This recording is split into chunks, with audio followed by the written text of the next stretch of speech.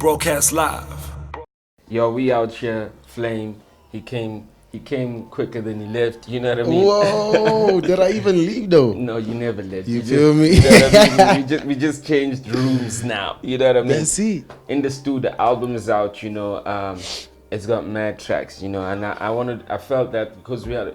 Even last interview, you really were dominating the conversation. I never really wanted to rotate it around me, but I wanted I wanted to go through what people want to ask you about the album. Aight. But the first thing I want to ask is, how has the response been? It's been crazy actually. I won't even lie. Like, I don't know. I've always knew that I was gonna like break the records, but I didn't expect to do it this way. Yeah. So it's like I'm doing exactly what I thought I was gonna do, but even way better than how I expected it to happen. Yeah. Yeah. What are your peers saying? I mean, the one thing that came out for me is it's your peers that were really co-signing the album. Yeah. You know what I mean? I'm just saying your generation. I mean, like, they were like, yo, when I got it, they're like, yo, so and so. So I'm like, yo, I listened to it during the weekend. I'm busy. You know what I mean? For me, it's kind of like, it's like a blessing because like those are the people that I really want to inspire the most. You feel me? So like, it's like, yo, man, for me to be put in that seat, that yo, this the hottest boy right now. Yeah. We cool. But I Yeah, told so- you though. I sent you a text too. I was like, okay. Yeah, I remember. It's a big album, you know. You got some crazy joints, you know. You got some. I just want to hear. I was listening to stuff like, you know, the Candyman. I mean, I want to hear that on radio. It's actually going on, but I just didn't want to do it as like the first single because like typical, everybody expects like the song title for the album is always gonna be that song. So I was like, you know what, let's just move with the vibe exactly how I brought it. All I'm just saying, besides your plan, I want to hear my wish for a song like that is for it to be on high rotation. Because that's the type of stuff they put on high rotation. Well- And it literally will change like the trajectory of even yourself. You know what I mean? Because it's a well done song. It's made for that. Well, that wish just got sent out to the universe. We put the wish out there. It's a put the wish out there. You It's know out what I there mean? in the universe. We're gonna be number one everywhere for the whole like 10 years. Yes, sir. Look, it's one of those songs. You are voice. Your generation is behind you. The kids are literally feeling you. You're almost like an underdog. You know what I mean? I like that. But you came and you came with the right music, the right songs, and the songs that I know that they're gonna play some other international stuff like that on high rotation. Yeah. And that needed, you know, I mean, it's only fair. You know what I mean? I think it is because I literally put all my time into it. You feel what Yeah. I'm saying? So it was like, I even went like mind block straight up working on that project. So it had to sound exactly how it sounds right now because I put every inch of my seconds into it. So let's jump into people. The let's get people. Dito_SA says, what inspired you to name the album Candyman? Candyman, like I said, the song is not about candy literally. So if you really bump the song, you know exactly what I'm talking about. Yeah. So Candyman is first inspiration. That's what Candyman is. Yeah. You feel me? So Yeah. I'm the Candyman. You get me? Yeah. let me not get into detail because it's gonna sound very explicit. But yeah, Candyman is like, you know, it's me. And just go decode the song because I ain't trying to talk a lot. I might just say some things that I try to say to y'all right now.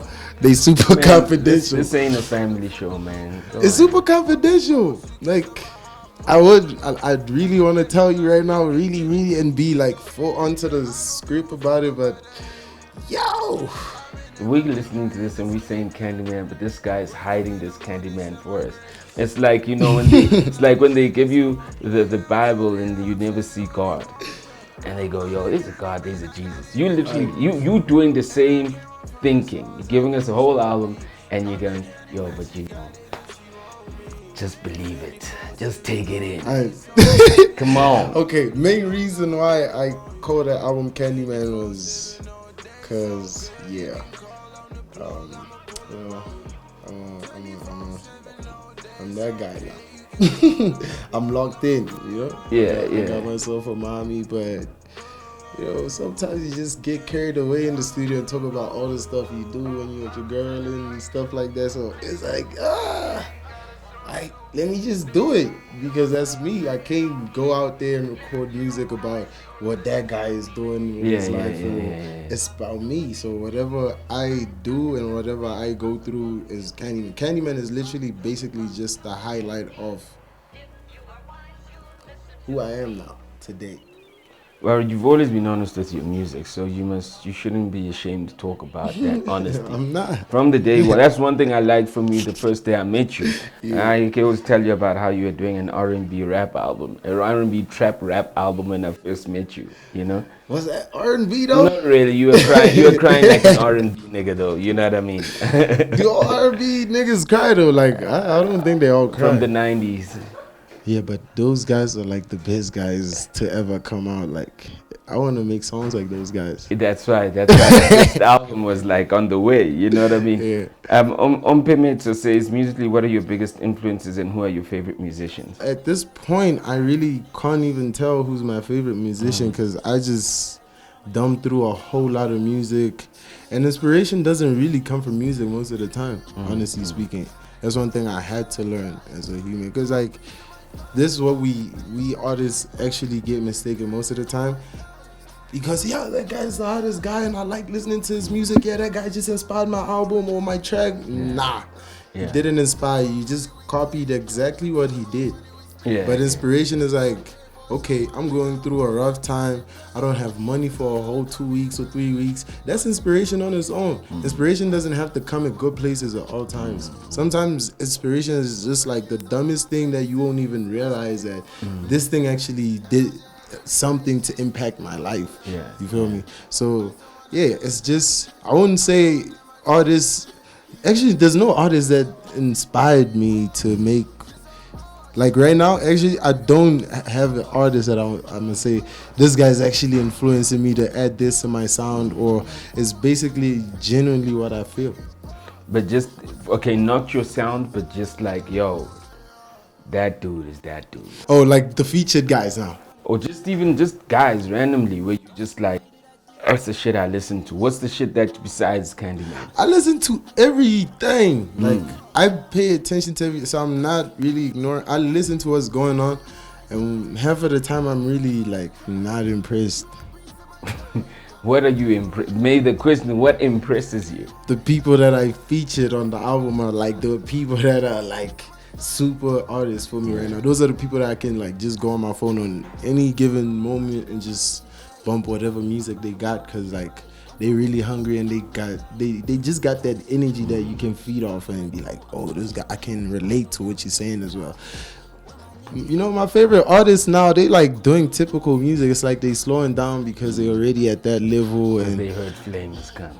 No, I don't. Honestly speaking, I don't really bump South African artists that much. Like, I listen to a whole lot of international artists, and I wouldn't say American. So it's just like international. If it's hot, it's hot.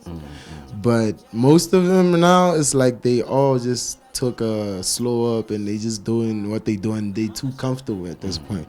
So I don't really get the buzz from them. Okay. Yeah. How do you think your music has changed since you started? Damn, I think it took a whole spin from who I was. Like, I'm not the Clouds Flame, and I'm certainly not the German the Flame. So I don't know. It just keeps evolving, just from what I go through in life and what I feel and what I do. Yeah, that's it. This is a conversation I had with you in the beginning from Henry Young King. He says, since you don't write your music, I mean, who helped you write the album? Because it sounds perfect, and original. I'm going to be honest. Me and Echo worked on a couple of songs together. Some songs, like I said, I used to get mind block on some songs and be like, damn, I've been working too hard. I don't know what to say no more. But because Echo knows me and, there's some things that I might leave out when I make music from my situation. And there's certain things that he keeps in mind. This guy was doing this guy was doing that. So Echo would make it simple for me to like, yo, my G, let's do this and just try and write that, say this, say that there. And then we just make it work somehow. Yeah. I don't know. Me and Nick have been working together like since More of Me times. Yeah. Because I'd help with his songs. Because at that time, I wasn't working on anything. So I had all the juice flowing in my head. So it was easier for me. But when I started putting my head into Candyman, it was kind of like, damn, bruh. Yeah. I can rap, but what am I going to rap about? You feel Making me? a song is another thing. I can sing, but what am I singing about? Yeah. So he's one of the people that were literally there to help me like write a couple of songs. So with that, McIntyre says, when will you and Echo actually work on a joint album? Well, we were started with our joint project, but we put a slow up on it. Okay. Because we just felt like right now it's just not the time for people to hear it, that they're not ready. Yeah. And again, we trying to like evolve the sound instead of like having more, because it's like we worked on it before I even decided to go into Candyman. Yeah. But we just felt like we can make something better. It only takes, time and patience for us to actually create and sit down. And also you got to put yourself in a position where you have content. Right now I feel like my content is like gonna be the same because I just dropped an album, man. So I'm just gonna try and flex on niggas and shit. Yeah. So rather let me chill, let me go through some things, let me get stressed a little bit. And then I'm gonna go back into the studio. Rainbow says, you through your music journey, are the times that you felt like giving up, and when you were at that point, what made you continue? I have people that are depending on me. You feel me? My fans depending on me. My family is depending on me. Like everybody that I know or can think of is dependent on me. So I can't afford to let those people down. So if I feel like I can't do it, then let me do it for them. You know what I mean? Will you ever work with Aries again? Well, hopefully in the future. Yeah. Like I'm not in a rush of like doing anything. You got no content right now. Besides, like even if we had to jump into the studio today, I'm ready to jump into the studio. Like me not having content doesn't mean, it's just me saying I do not want to work on my own stuff when I don't have content. Because when I work on my stuff, I want to give you a whole story so you can understand a whole layout of what actually is this guy like about. But if it's like feature stuff, like man, I can do a whole lot of features on one day. It's easy. You in these streets. It's easy. You in these streets. Who mixed and mastered the album? The one and only Zootie Coke Dope. Oh yeah, he's the one. Zoo's been mixing since Clouds. Damn, I own Zootie and Joint. Yeah, I saw y'all's interview. Isn't it like a couple? Didn't he send you like 2 beats or something? He's already sent me. I've already worked on the one. You need to send it so I can hear. But I need you to come and do my A&R. That's what I was thinking. You need to come and there, just do my head out. Give me. It's in the machine. Okay, play it after this interview. Nah. Or you gotta send it to me straight up. I want to sit with you in the studio. I want you to listen to it and give your input. I don't want you to listen to it as it's finished, because you got that magic touch. I might just need you to throw in a little like A&R. Need to throw in a little sing-a-ling thing there. You know what I mean? I'm ready. I'm ready. Just hit me up and I'm serving on you. Yo, I love that. I love that. How did you get Frank and LaFresh and Malachi? I'm gonna be straight up about that song. Trees. That's what I did, right?